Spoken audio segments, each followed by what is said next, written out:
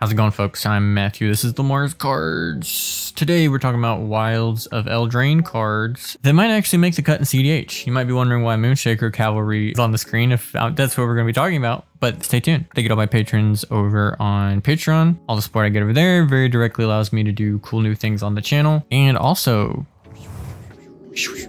my local game store is running their very first cEDH event. If you're anywhere near upstate South Carolina, please make sure to check it out. You can find the link down below to register for it. It's going to be really fun. It's going to be a blast. I'm going to be there. But with all that being said, like, comment, subscribe if this is your vibe. But either way, let's get into it. We're going to be mostly going in the order of most questionable to probably a cEDH staple, starting with the white Craterhoof Behemoth Moonshaker Cavalry. I don't think this will be a cEDH card. Craterhoof shows up, but it's way easier to cheat Craterhoof into play when you have things like Natural Order. Now, if we get a white Natural Order, then we might be talking, but as it is, I thought it was relevant just to say, like, hey, Winota has a Craterhoof now. Will that matter or see play over there? Maybe not. It's a little awkward. You don't have a lot of ways to cheat it, but it wouldn't surprise me if I exclude this card that I get killed by it at some point. Next up is Kellan the Fae-Blooded, which could be a new Boros option for a commander because the adventure lets you cast the adventure half and then stick it back in the command zone if you want instead of putting it in exile. This is an infinite mana outlet to get a whole bunch of orders and equipments. If your deck combos with that, cast a whole bunch of them. You can then cast Kellan and it buffs all of your creatures equal to the number of infinite things you tutored out. More than likely though, you're just going to assemble some sort of combo. I think decks like Cole that look to already combo different equipment, or Arden decks that again are already doing this and just looking for ways to tutor equipment, you know, at a decent price. But for the most part, I think this would be sort of like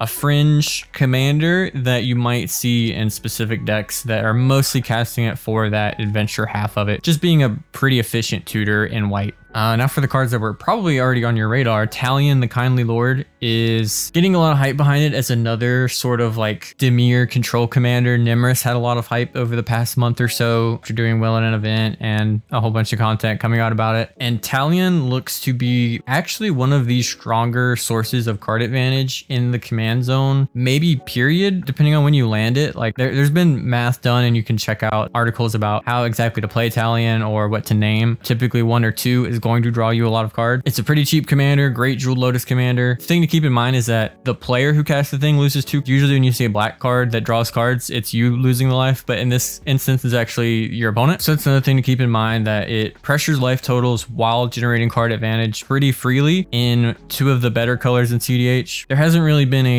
Dimir like powerhouse commander and in general, like not a 2-color commander that consistently shows up that I would say is a meta menace other than Kellan, but Talion might be that Dimir one. Again, people are experimenting more with like the control play style and how to incorporate that into cEDH and make that work better. And this one, just having a ton of free card advantage stapled to it, definitely could end up being like a really strong option, if not like a top tier contender, at the very least like a good kind of mid-level option, B tier, A tier-ish cEDH commander that at the very least draws a ton of cards and can cast Thassa's Oracle, gets to run Adnaz if it wants it, gets to run all these broken advantage engines, asymmetrical hate pieces, all the stuff that you want to do with a deck like this, it pretty much has access to. So I definitely think this is a deck to watch out for and one that will probably be a lot of fun to play. Drawing cards is a ton of fun. Now this is one that, depending on the deck that you play, either reads gonna gloss over it and not even think about its abilities, or you immediately saw this and like, oh, I have access to how many new combos, because this thing is pretty wild. So one thing it does is immediately lets you do some like Walking Ballista combos more cheaply than you've ever been able to. If you have this in play, for instance, if you're playing Heliod, you can just cast Walking Ballista for 0. It goes to the graveyard. This card is almost certainly designed to combo with it because part of its activation is you exile it, then put a +1/+1 counter on a creature you control. So being able to do that, put a counter on something, that creature now has Walking Ballista's ability and you can just go off from there with Heliod. There's a ton of different things that are going to use this. I think we're definitely going to see it in Zaxier creature heavier sort of decks. It may show up in some black combos as well, with things like Phyrexian Devourer being ways and Walking Ballista also being ways that those decks combo. And I think Tayam is in love with this card. I don't exactly know what lines it opens up for Tayam, but I know it opens up something. This one is going to be pretty interesting. It does offer a little bit of mana fixing, which maybe not the biggest deal for some of these cards, but for some of them actually might make things a little bit easier. I definitely think it's going to be one that you need to watch out for, and one that you can expect to show up in a lot of those sort of builds, like I mentioned, like Talion, anything looking to use Walking Ballista, any of those sort of creature combo deck. And you know I had to talk about the new amazing Korvold. Just kidding, it's a terrible saga. If we don't get a real Korvold card, I'm going to retire from Magic and move to Pokemon or Yu-Gi-Oh or whatever. This is ridiculous. This is terrible. Here's one you probably didn't miss, and that's Rowan, Scion of War, who looks way better than the new will card, at least for cEDH. This card has a lot of very obvious synergies to it. It makes your ad nauseum a ritual in itself for all the other cards that you're going to get. It turns things just like fetches and shock lands into rituals. If you get Rowan down, I think a lot of turns your spells will functionally have no generic mana cost and are just going to be whatever pips are in their cost. Again, kind of like with Talion, there really aren't amazing two-color decks that aren't Kellan. There's ones that do well. Yuriko topped recently. There's a lot that show up, but especially in Rakdos, I mean, people have talked up Ob Nixilis, but it really hasn't performed up to what some people expected. The best thing we've seen is like Rog Tevish in terms of recent two-color performance, I believe, and that is very different from this deck, but also is kind of looking to cheat on mana. And partners are broken, and Rograk especially is one of the more broken ones, so it's a little bit easier for the acceleration to come naturally for a deck like that. This one, I suspect, is going to be doing more stormy things because the mana cheating doesn't really work for colorless cards unless you're doing things like Painter's Servant, which is questionable but might work out. That functionally making all your colorless spells completely free with Rowan could actually be interesting, though you are, running kind of a dead card for what's likely a stormy deck. At the very least, this is going to be a really fun commander, I feel like. I don't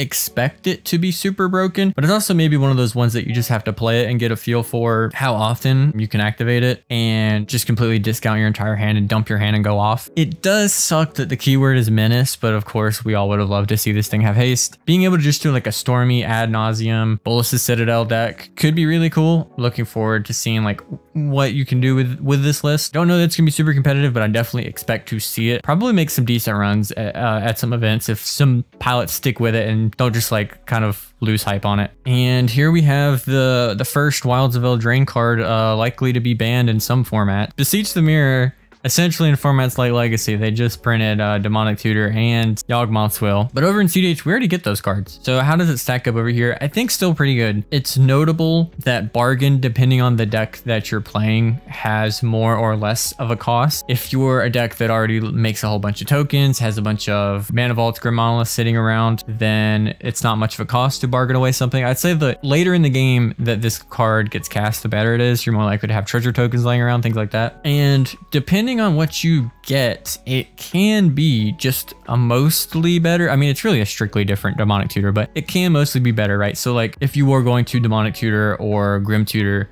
for the One Ring or Heuristic Study or anything like that, this is a cheaper alternative to paying the 5-6 mana that you would for that play. It's a bit worse at tutoring and setting up for the next turn, but also it's better at tutoring and casting the thing now because you're going to get that discount. Very notable that this is a tutor that gets stopped both by Opposition Agent, like every tutor in the format, and Drannith Magistrate, because you cast the spell from exile if you're going for the upside of this card. You can still tutor, but it's just going to go to your hand if there's a Drannith in play because Drannith won't allow you to play it from exile. So this is a card I think a lot of decks will be trying. Black is a little intimidating for like the 4-color, 5-color decks in the format, but a lot of the like Rog Size, the Korvolds, the Dahadas are already playing as many black rituals as they can. Black mana is kind of the easiest to make other than colorless in this format, so I don't know that will hold it back. So I definitely think this could be a major player, and a lot of people point out it's like one of the best cards for Crick that deck has gotten ever. So that's going to be really cool. But I definitely think this is the most cEDH power level, like appropriate card that we've seen so far. We still got a good bit of the set to come out, but there's so many random food and roll token stuff that I don't think is going to make it here. We'll have to see. Please give us a new broken Korvold. Previous Eldraine,